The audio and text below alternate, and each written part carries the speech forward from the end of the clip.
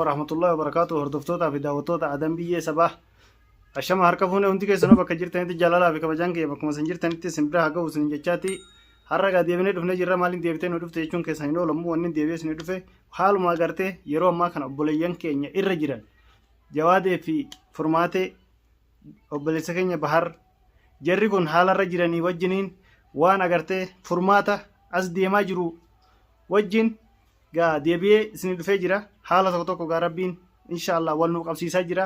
Garaa jabeenya ilma namaa amma jaartiin jaarsarra gooti. Obboleessa gooti.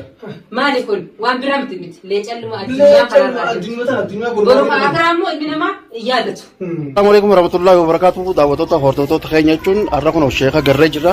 Wala garree barbaada akka itti isiniin barbaade nutis barbaanne kunoo gola aartiitti wajjin sheeka harargee huuduu wajjin wala garree jirra. Baarittis jawaatittis geessinee wallaaluudhaaf qophiidha. Kunoo nu bireedhanii isaanillee naasinitti badanii. Egaa hordoftoota keenya amna dheertuu deemnee dhufnee akkuma isinillee nu dararaa turtan bilbila harkaatiin gartee nurra bilbiltanii deemaa bakka akkasii dhaqaayettanii lakkoofsa bilbila isaanii hunda nu qannitanii kaballootillee formaateetillee namoota biraallee hedduu nu qannitanii halkan edaatis qalee isaas hedduun ciqqu turtanii amma naaf isheenillee kun achitti argamnaa balloon gaanu fuudheeti nuun deemu jira inshaallahu ta'ala waan kana booda irra geenyeen walitti deebina. الصلاة والسلام على رسول الله صلى الله عليه وسلم. بخير سنتي السلام عليكم ورحمة الله وبركاته. بلوا ولا قبل إن شاء الله واتقوا يا جناد وأيمني وبالله التوفيق. السلام عليكم ورحمة الله وبركاته. أما يتون قرا بارياناتي بار رانيتون فقو راين بودا لما ده خرجا وتس ديبنا إن شاء الله يتون نفتنا دعاء منقول على دعاء إذا نجنا دابا إسرين جنة أما خرا كرته جندا بار ديمو جرامة. السلام عليكم ورحمة الله وبركاته. Kabajamtoota hordoftoota keenya. Furmaatni nu argamaa jira. Kanaafuu gaa hordoftootaa fi daawwattoota keenya deebinee dhufnee jirra gaa'ii wanni deebinee dhufneen na wajjin turtii gaarii tokko lama waan irraa dubbannu qabna. Kanaafuu na wajjin turtii gaarii isin jenna. Egaa akkuma beekamu kalee fi dheengadda obboleettii teenya furmaatee doorsisuu isaanii jarri kun mustaqiimaa fi gurbaan agartee sammuun isaa dubartiin geenye kun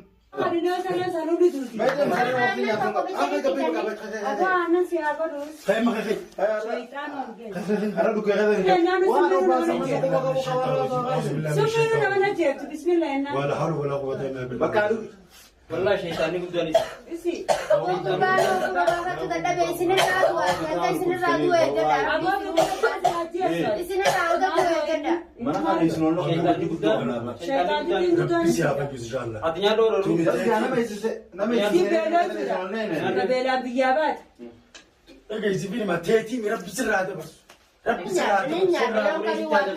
obboleettii teenya furmaatee tana ka agartee jawaadee kana ofitti qabdee isaas wallaanaa hajoollee isaas tajaajilaati argamtu tana roorrisuun isaanii irraan oolle kalee dheengadda dhufanii manatti agartee akkanatti manatti itti roorrisuun isaanii akkuma argaa jirtan kanarraa gaa mee isaaniifis waan dhaabnu jira isiniifis waan ergaa dabarsinuutu jira isin akka daawwattootaa fi hordoftoota isaaniitti fi hordoftoota keenyaatti hundi keessanuu akka hordoftoota keenyaatti du'aayii gochuufi hin dagatina.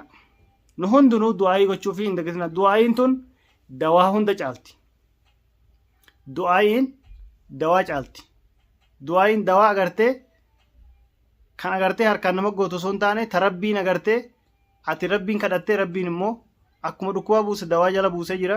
Du'aayiin isaa sun du'aayiin gabricha rabbii sun du'aayii ilmi namaa kun nama tokkoof du'aayii gaafa godhe rabbiin irraa qeebala jechuudha. Kanaafuu du'aayii gochuufi hin dagatina obboleessi keenya Baharis Jawaadees furmaate tanas rabbiin agartee furmaata siifis haa kennu rabbiin agartee ooshee ishee abushu rabbiin ishee jiraachisu. Hajoollee tanas tajaajiluun argamti gurbaa tajaajiluun argamti. Dawaa siifin godha waan barbaadu siifin godha ilmoo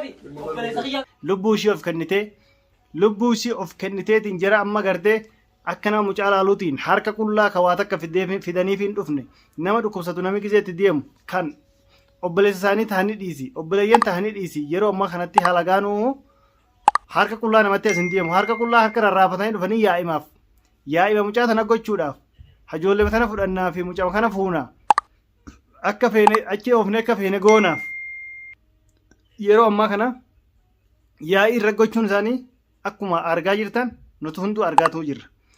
Kanarratti gaa isaan kanaafis obboleeyyan keenya furmaateerraa gatta'a.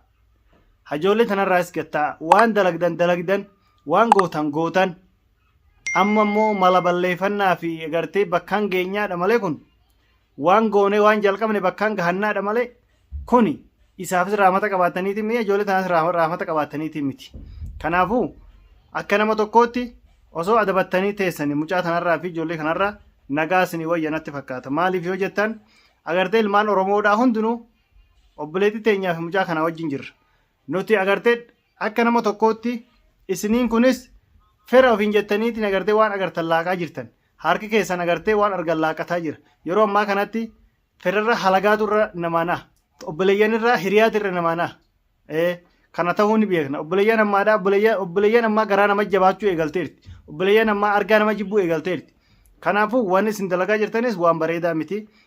Tokkoffaa mucaan tun tajaajilaa jirti ijoolleen tajaajilaa jirti mucaan tajaajilaa jirti waan dandeessan irra gargaaru yoo jaalala isaa qabaatan waan dandeessan irra gargaaru gaafa inni fayye akka feetanitti agartee isaa wajjinis haasoftanii isii wajjinis haasa'uu dandeessan ilmaan Oromoo wajjinis gabbaatanii haasa'uu dandeessan garuu daa'ima maleekaa of hin beekne irratti daa'imni tun isin aggaa irratti daa'ima gubbaa dhaabbatanii akkanatti yaa'ii kaastan olii gadi daddarbitan mucaa kanas daa'ima kanas gurbaa kanas olii gadi daddarbitan kana maleekaan isin jaalatu wallaahi obboleeyyan kiyya ijoolleen tun hagam akka isin irra rifachaa jirtu hagam akka cinqamaa jirtu yedduu keessanitti osoo beektanii obboleeyyan kiyya mustaqiimaa fi gurbattii tanan ba'an.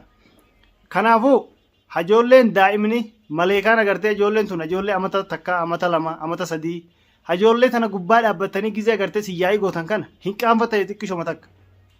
Bakka ijoolleen jirtutti yaa'immaan isin gootan maali? Yoo dandeessa waan qabdan dhaqa gargaara. Yoo hin dandahin adabadhaa irra taa'a. Kalaas mucaan hafayyuu haa wal'aannamu.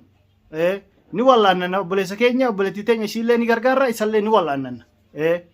Alhamdulillah bahariifis amma dawaan argame sheeknis argamee jira. Dawaanis rabbi sheeka kana rabbi dawaan haa godhuufi bahar keenyas rabbi nu haa fayyisu. Jawaadees rabbi nu haa fayyisu. Amma sheekni bahar bira gahee jira balloonis fidee jira sheekni kun bahar bira dhufee jira gaafa agartee balloo bahar bira fidee jira bahar aggaa laaleedhaati gara jawaadee deebi'an jawaadee biras gaafa dhaqe jawaadees nu wal'aanee sheekni kun agartee hundattuu isaan irrattuu quraan nu qara'ee quraan irra wani caalu hin jiru quraan irra nu qara'ee yoo dawaa barreessan ka jawaadeedha anaatu bita dawaa jawaadeedha hundaa'u waan sheekni ajaje anaatu danda'a. Waan sheekni ajaje dawaa jawaadeedha obboleessi keenya jawaadeedha anaatu danda'a. Kanaafuu sheekni dhufee jira argamee jira miilaan fardaan bilbilaan odeeffannoo meeqaan argamee jira sheekni. Kanaafuu obboleessa keenya baharis obboleessa keenya jawaadees inshaallah nuuf fayyanii gaafa fayyan agartee walitti deebinee haasofna. Garuu nama dhukkubsatu irratti daa'ima xixiqqoo maleekaa tanarratti yaa'ii gochuu osoo dhiistanii mustaqiimaa fi gurbattiin tun osoo dhiistanii baay'ee bareedaadha. Gurbattiin tuffaan amma ilma dhiiraa taatee gartee sammuu dubartii gahuu dadhabdeetiin daa'ima dhaqxee daa'ima gubbaatti yaa'ii gooti. Kuni isinirraan eeggamu fera taatanii dhiisi halagaa fedhee osoo taate diina fedhee osoo taate daa'ima tana gubbaatti yaa'ii gochuun tasuma isinirraan eeggamu tasuma. Nama dhukkubsatuuf daa'ima gubbaatti teessanii yaa'ii gochuun tasuma isinirraan eeggamu. Yoo dandeessan wal'aantanii daa'ima tanas achi gargaartanii gaafa fayyee afaan nagaatiin wal fahamuu dandeessan. Ilmaan Oromootis gaafsan si wajjin jira haqa keessan hin dhabdan. Ammoo haqa keessan hawwaaltanii siigalee akka diinaatti itti roorrisaa jirtan. Kuni isinirraan eeggamu obboleeyyan ofiin jechaa fera ofiin jechaa akka ferummaatiin jirtan akka obbolummaatiin jirtan kun diina caalu jechuudha. Kun diina caalu dhugaa isin himaani. Kanaafuu rabbiin isin haa qajeeshu waan isin jennu hin qabnu rabbiin isin haa qajeeshu hunda keessanuu. Obboleettii teenya mustaqiimaas rabbi si haa qajeeshu. Obboleessa isaa kanaas rabbi haa qajeeshu. Furmaata immoo rabbiin furmaata si haa kennu ati itti kufi galatoomi ati wallaahi galatarraa hafi. Jeezaan kan kee rabbi si haa kaffalu wallaahi ilmi namaa kaffalee fixu rabbiin jeezaa kee rabbi si haa kaffalu. Ati galatoomi ati ulfaattuu namaa kabajamtuu namaati wallaahi.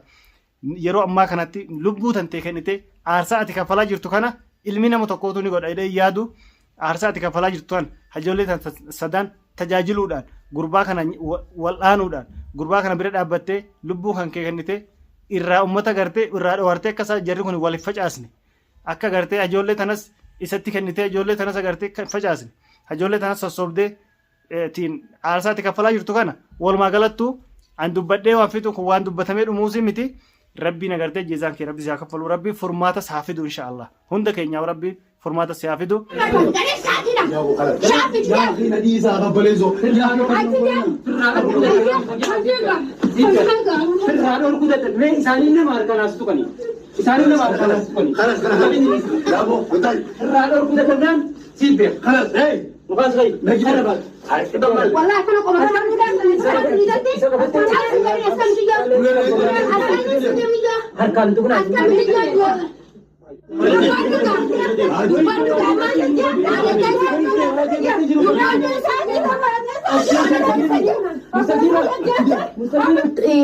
Hantuunni adeera kayti. Eenyuun beeka isaaniin jiru jira. Baraan barraan adaadaa kayti. Adaadaa hamtisan baraan barroodha. Baraan barroodhaasa.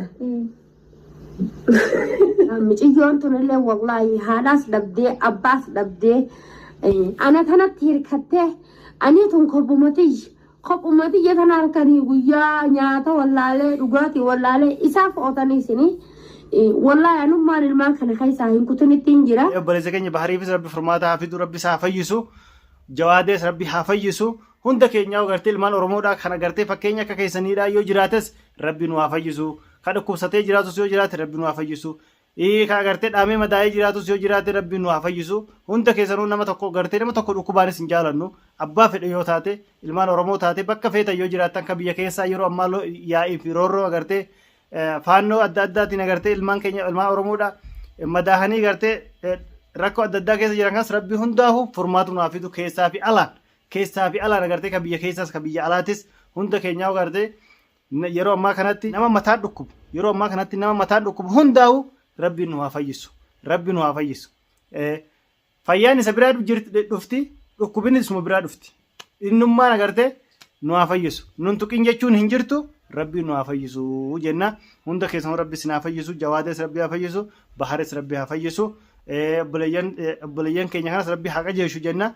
Agartee waan jennu tokko hin qabnu. Hunda keessanuu warri aarsaa kana kaffalaa jirtanis hundi keessanuu galatooma warri aarsaa kana agartee obboleettii keenya bira dhaabbachuudhaan obboleessi keenya bira dhaabbachuudhaan obboleessi keenya bahar biras dhaabbachuudhaan yedduu isaanii kana rakkachaa jirtan hundi keessanuu maqaa keessan dhahee fixu bakkuma jirtan hundi keessanuu galatooma warri du'aayii gochaa jirtanis agartee karaa koomentii adda addaatiin du'aayii gochaa jirtan gargaara bira dhaabbadhaa jechaa jirtan yeroo ammaa karaa keessaanis daawwatanii gargaara bulmucattii tana gargaara obboleeyyan keenya kana gargaara wal'aana jechaa jirtanis hundi keessanuu inshallah ajaja keessan fudhannee jirra ni wal'aannallee ni gargaarrallee waan isin jettan hundaa'u ni goona mataa keenya gubbaadha isinillee jechuudha du'aayii qofaan nu gargaara agartee du'aayii qofaan nu gargaara waan nu hordoftanii akkana godhaa nu jettanii ajaja nu kennitaniif ni fudhanna walis hin dhageenya walis hin kabajna wal dhageenya du'aayiis nu godha nuhis du'aayii isiniif goona waliifis ni goona akkasii isinin jedha hundi keessanuu galatoomaa jajjabaadhaa hin badinaa hundi keessanuu rabbiin agartee nu haa fayyisu dhukkubsataa keenya hunda keenya rabbi nu haa fayyisu jallataa keenyas rabbi nu haa qajeeshu isinin jenna assalaamu alaikum wa rahmatullaahi wa barakaatu.